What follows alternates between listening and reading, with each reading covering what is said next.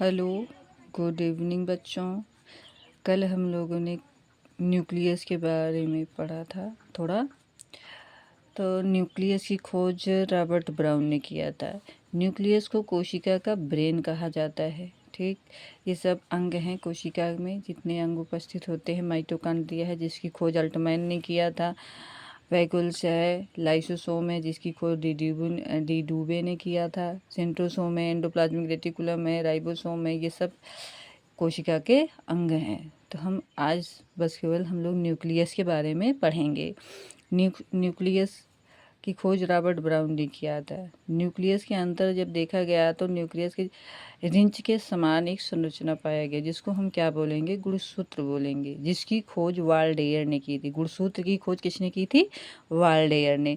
मानव में 23 जोड़ा गुणसूत्र होते हैं, 46 गुणसूत्र होते हैं। ठीक, कुल मिला के 46 गुणसूत्र होते हैं।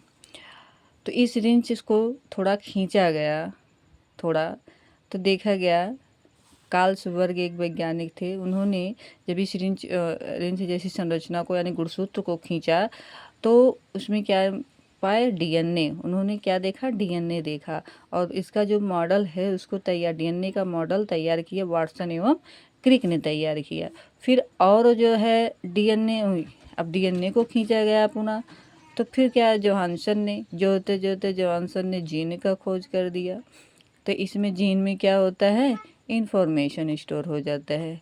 फिर जीन को और खींचा गया तो न्यूक्लियोटाइड मिला। तो ऐसे गुणसूत्र का, और यह जो गुणसूत्र होता है हिस्टोन प्रोटीन से बंधा होता है। किससे? हिस्टोन प्रोटीन से। जैसे एक कमरे में अगर एक रस्सी फैला दी जाए फिर उसको इकट्ठा करके बांध दिया जाए, तो वैसे क्या है? ये गुणसूत्र है। गुणसूत्र को हिस्टोन प्रोटीन से बंधा होता है गुणसूत्र। ठीक,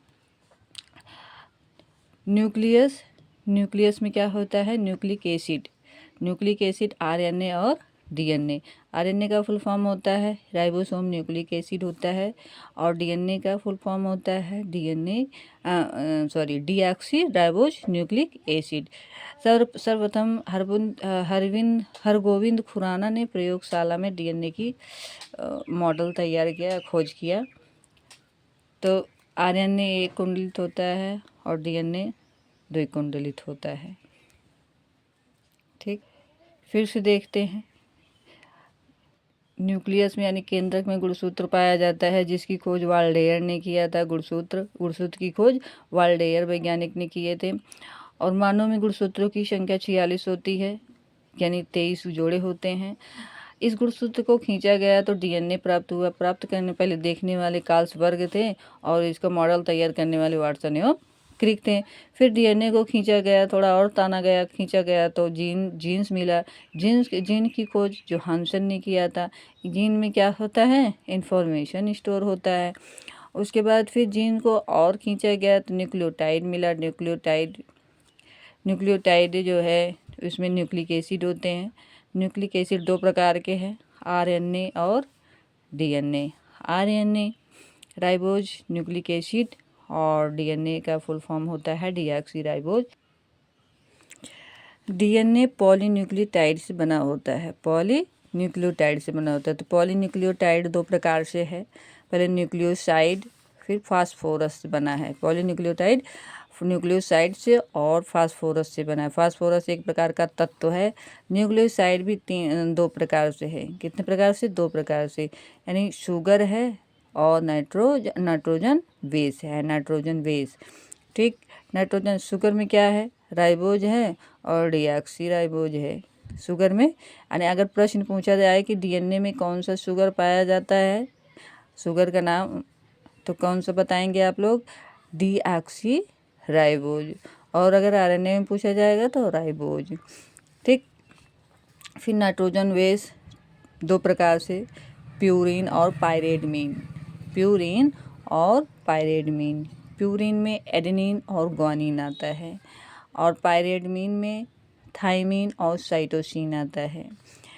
एडेनिन और थाइमिन डबल बॉन्ड से जुड़े हुए होते हैं और ग्वानिन और साइटोसिन ट्रिपल बॉन्ड से जुड़े होते हैं। अगर हम डीएनए से आरएनए को हम चेंज करें तो ये थायमीन हटाकर हम यूरेसिल लगा सकते हैं। यूरेसिल जब यहाँ पे रखेंगे लिखेंगे तो ये क्या हो जाएगा, आरएनए हो जाएगा। तो प्यूरिन क्या है, एडेनिन ग्वानिन है, और पायरिडमीन क्या है, थायमीन और साइटोसिन है। एडेनिन और थायमीन एक दूसरे से डबल बॉन्ड में जुड़े हुए होते हैं, डबल बॉन्ड होते हैं, बने होते हैं, और ग्वानिन और साइटोसिन ट्रिपल बॉन्ड में।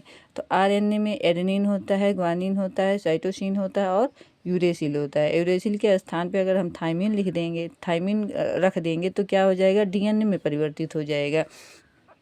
अब देखो डीएनए से आरएनए में बनना, तो डीएनए से आरएनए में हम बदलने की क्रिया को क्या कहेंगे, ट्रांसक्रिप्शन बोलते हैं। क्या बोलते हैं, ट्रांसक्रिप्शन। फिर आरएनए से डीएनए बदला जा सकता है, डीएनए से आरएनए बदलने में यूरेसिल हो जाएगा, यूरेसिल उसमें रख देंगे तो आरएनए हो जाएगा। आरएनए से डीएनए बनाने के लिए थायमीन रखा जाएगा। फिर आरएनए से प्रोटीन बनाने की क्रिया को ट्रांसलेशन कहते हैं। क्या कहते हैं, ट्रांसलेशन कहते हैं। ठीक, डीएनए से डीएनए को बनाने की क्रिया को रेप्लिकेशन कहते हैं, यानी ठीक रेप्लिकेशन कहते हैं। और डीएनए से आरएनए बनाने की क्रिया को क्या कहते हैं, ट्रांसक्रिप्शन कहते हैं। फिर अगर आरएनए से हम डीएनए को डीएनए में परिवर्तित करेंगे उसको क्या बोलेंगे, रिवर्स ट्रांसक्रिप्शन बोलते हैं, रिवर्स ट्रांसक्रिप्शन बोलते हैं। अगर वीडियो अच्छा लगा हो तो लाइक एवं सब्सक्राइब जरूर करना। कल आगे हम लोग आरएनए के बारे में पढ़ेंगे।